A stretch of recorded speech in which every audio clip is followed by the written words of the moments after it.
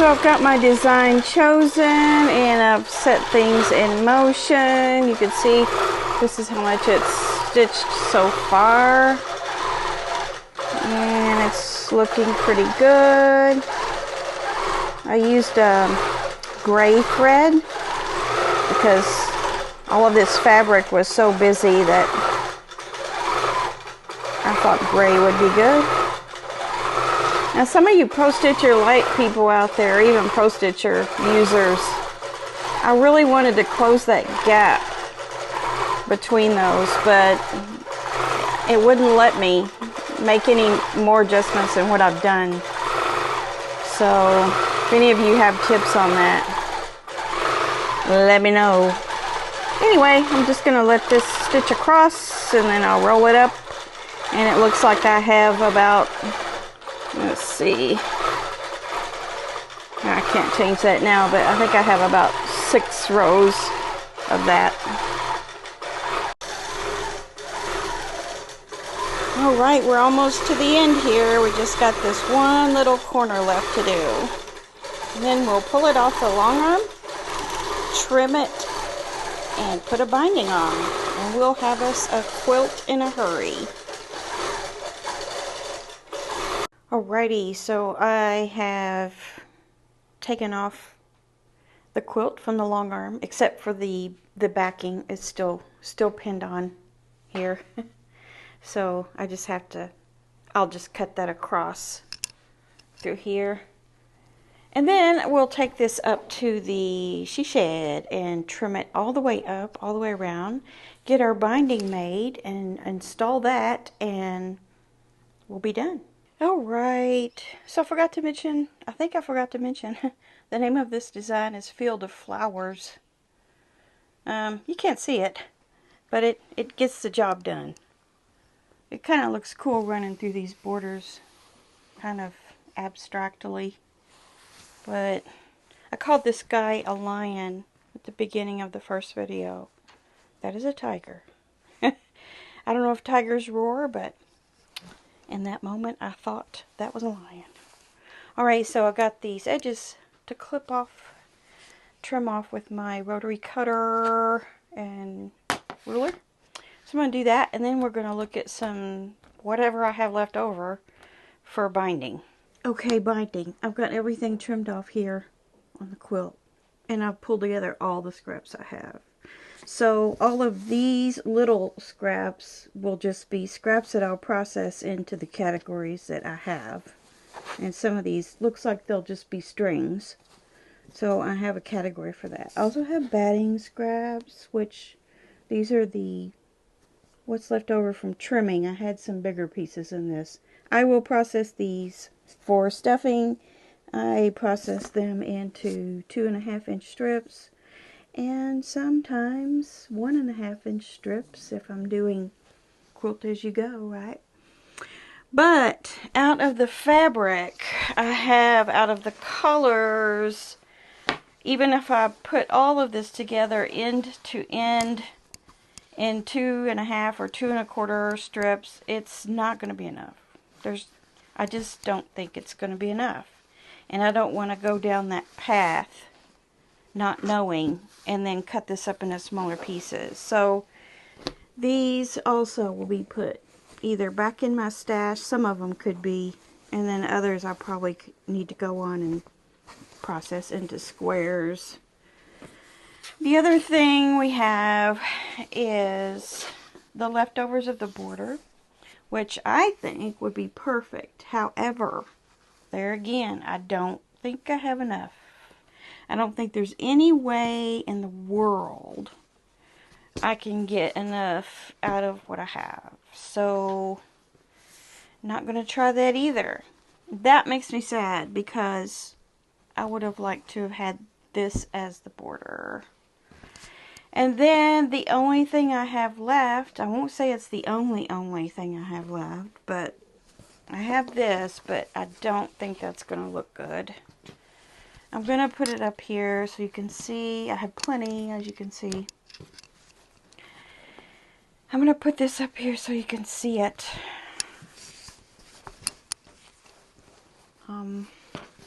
pull it over some so you can see a little better. I think it's just too much. It's just too light. I think it just boxes in the border too much, and I want that border to just kind of fade off into eternity. So I'm thinking about trying to find some dark green and just put a dark nondescript border on this. Yes, that will, I don't really care what it looks like on the back, but if I could get a dark green that's almost a black, I could almost do a black. Maybe I should do a black. I don't know. Let me see what else I have down here that might work. I have all my solids right here underneath my table. Now here is a green that might work. That looks pretty good, doesn't it? And that goes really well with some of these darker greens and these prints. How much do I have of this? What is this? This is called Shadow Play. Shadow Play. I think that might work. I have plenty of it. Looks like I have a half a yard. How about that?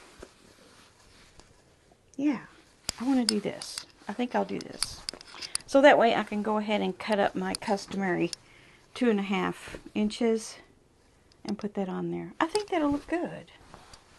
Hopefully. Are you seeing that? I mean, it's just going to be a little sliver on the edge. And my border will still blend into it. Yeah, that's what I'm going to do. Who knows what I would ever have used that for. So this is perfect. Let me cut this up, make my binding, and sew it on. Alright, I organized myself. I got the binding made and wrapped on this binding holder. I have an extra piece just in case I need it. I don't think I will.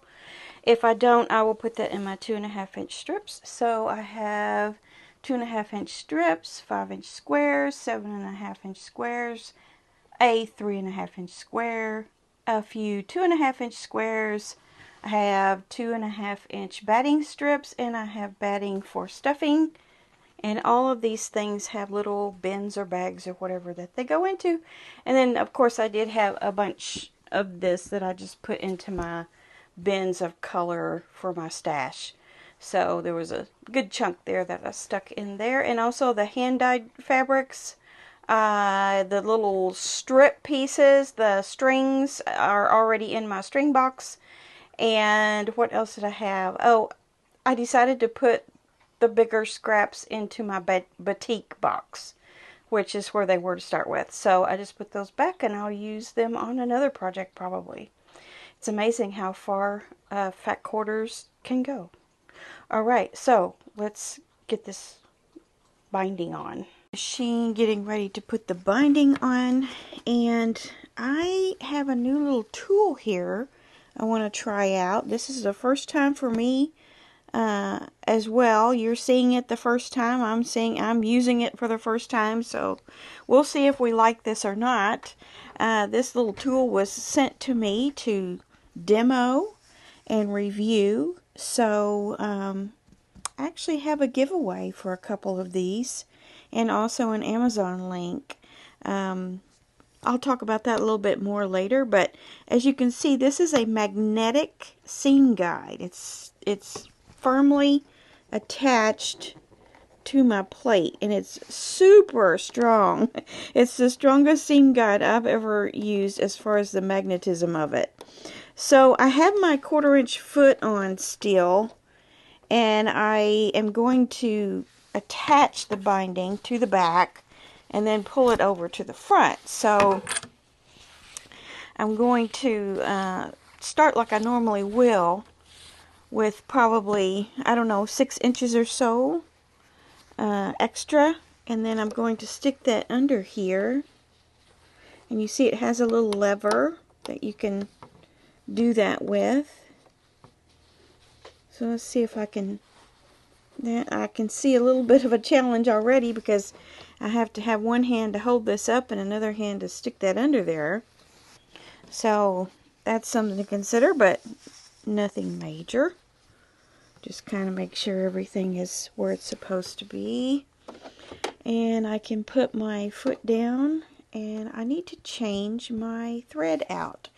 I have a white thread. I could probably use this. I'll go ahead and use this for tacking this down. It's not going to show anywhere, so I'll go ahead and just use that, and that way you can see what I'm doing too. But I'm going to go ahead and do a little back stitch here and get going. So there's a little fence here on the guide, and it goes right up against my 1/4 inch foot.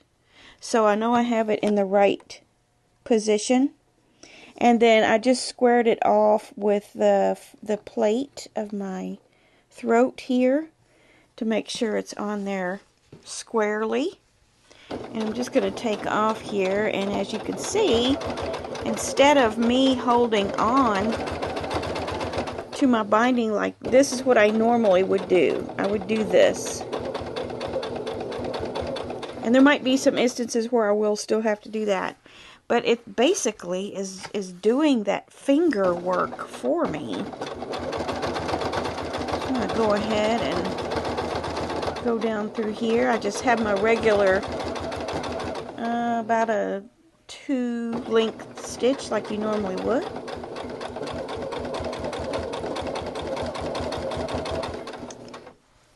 And then, as you know, when you do binding, you go until you're about a 1/4 inch from the edge up here, although you can't see it for your binding, and just kind of estimate that, and then run off the edge of it, and then we're gonna do what we normally do here, which is trim our threads. Sorry for my hand getting in the way. And then flip over like this. You all know the drill. Make sure everything's nice and even and parallel and perpendicular. And make another little turn and get started again. My camera boom is right in my way here, so I'm just going to kind of I'm going to go ahead and scoot that up. There we go. Oops, I guess I should have my foot down. And I need to give myself a little tug. Get me going here. Alright. I don't know how this is going to work because I have the camera so close that I can't hardly feed it through. But let's see how we do here.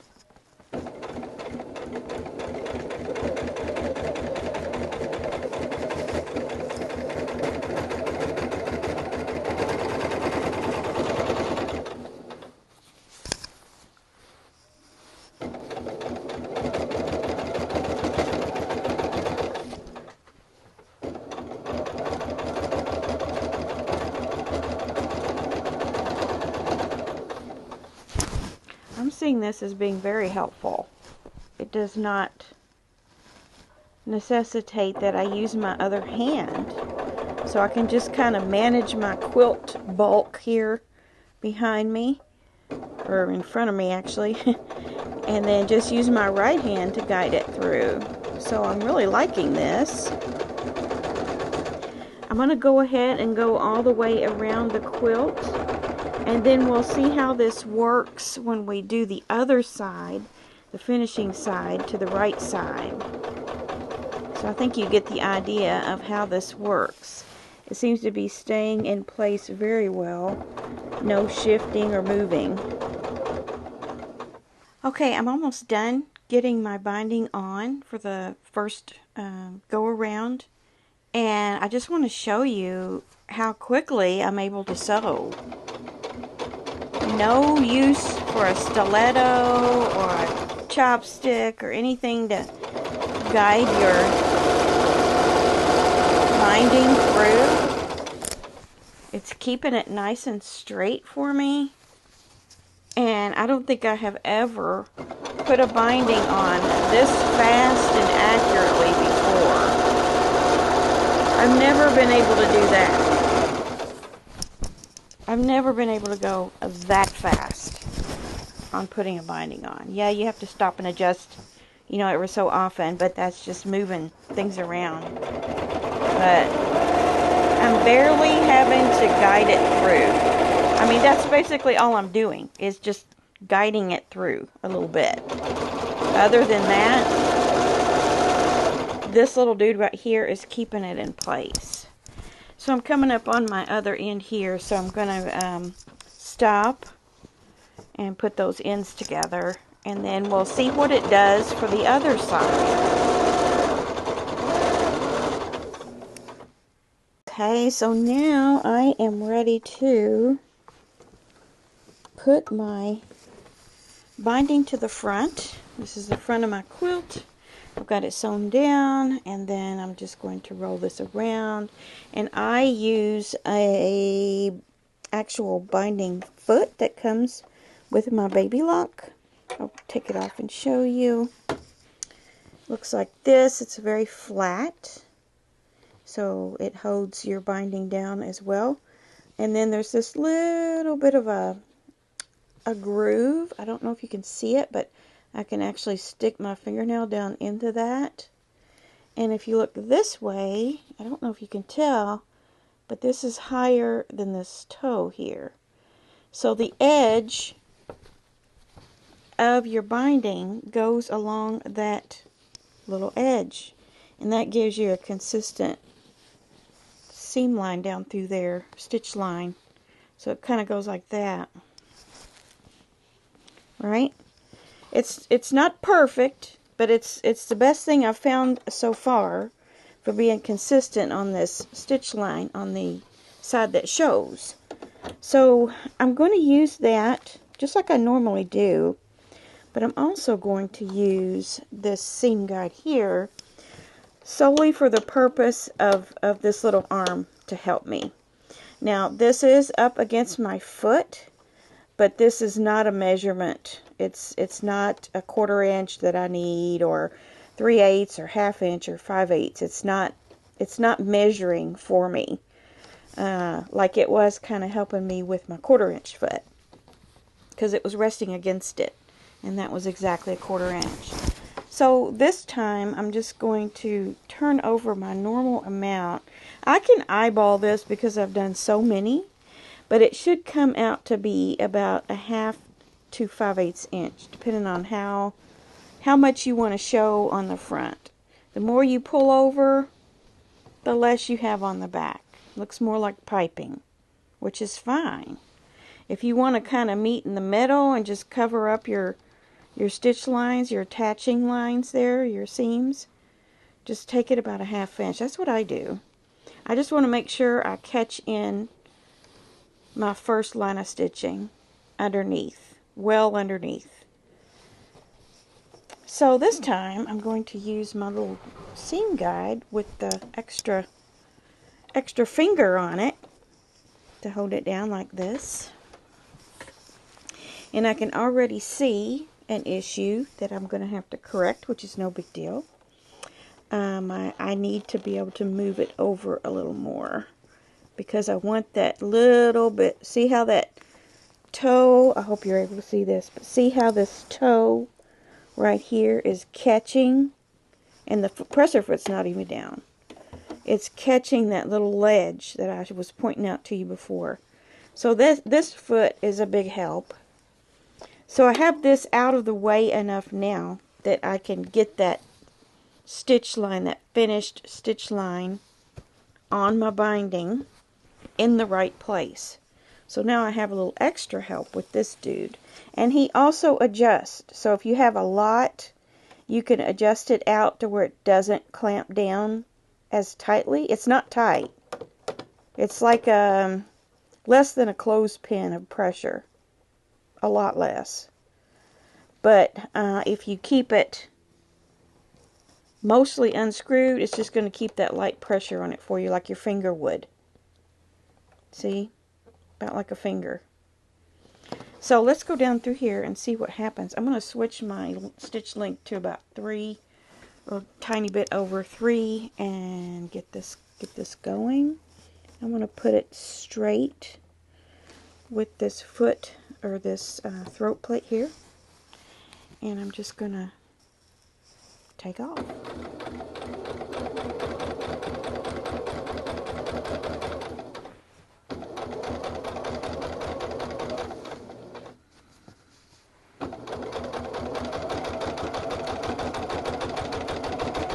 This is awesome that I'm not having to use my other hand here. I can use it to manage my quilt.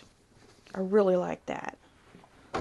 And also the fact that not only do I have my little divot underneath this toe that's helping me, but then on this side I have this guide here. So this is working out really well.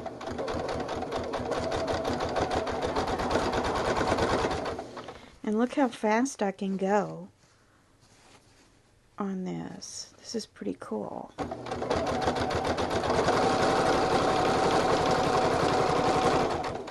Awesome. Let's see how it looks. Yeah, look at that. Nice and even. Can you see it?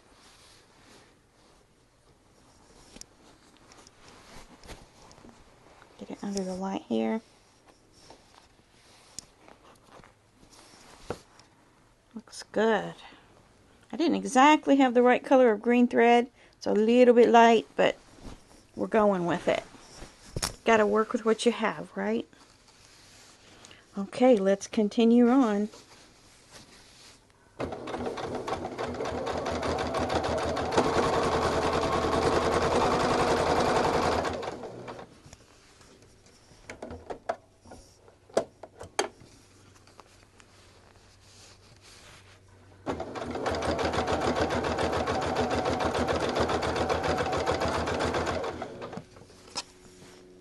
Right, I'm up to the corner now, so I'm going to go ahead and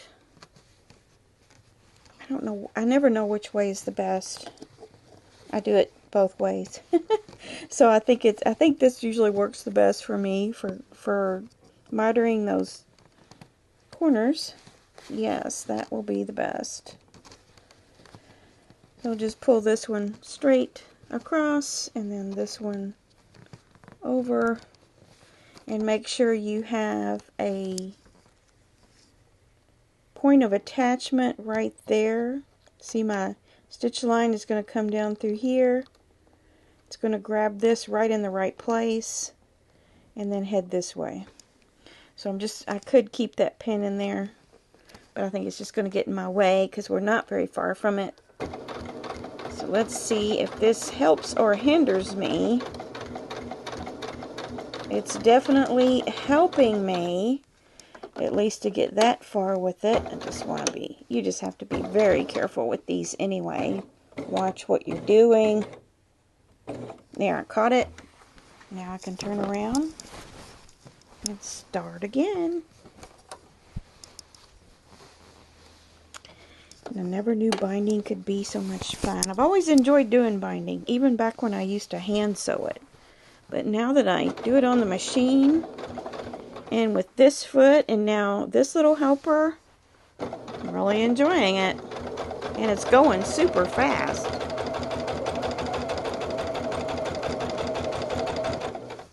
Alrighty, I'm finished with my binding, and that went so fast. This really cuts some time off of your binding application because you have an extra finger.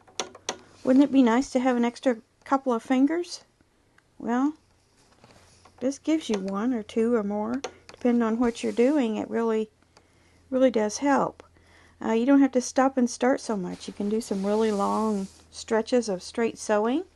Now, when I was doing my binding, I was watching this little notch on this foot. I wasn't watching this or this, but this did provide what I needed to be able to manage my quilt over here and be able to keep going without stopping. Whereas normally I would be way up here, which I mentioned before.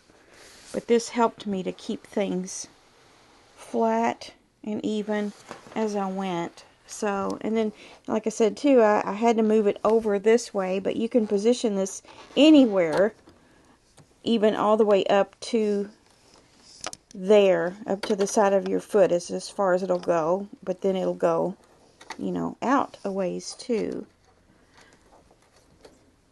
if you need it.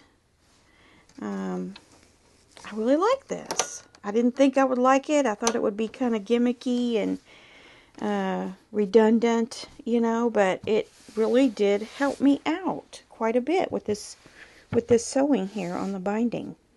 I think you could use it for a lot of different things. It might be really good to help you hold on to minky when you're dealing with minky.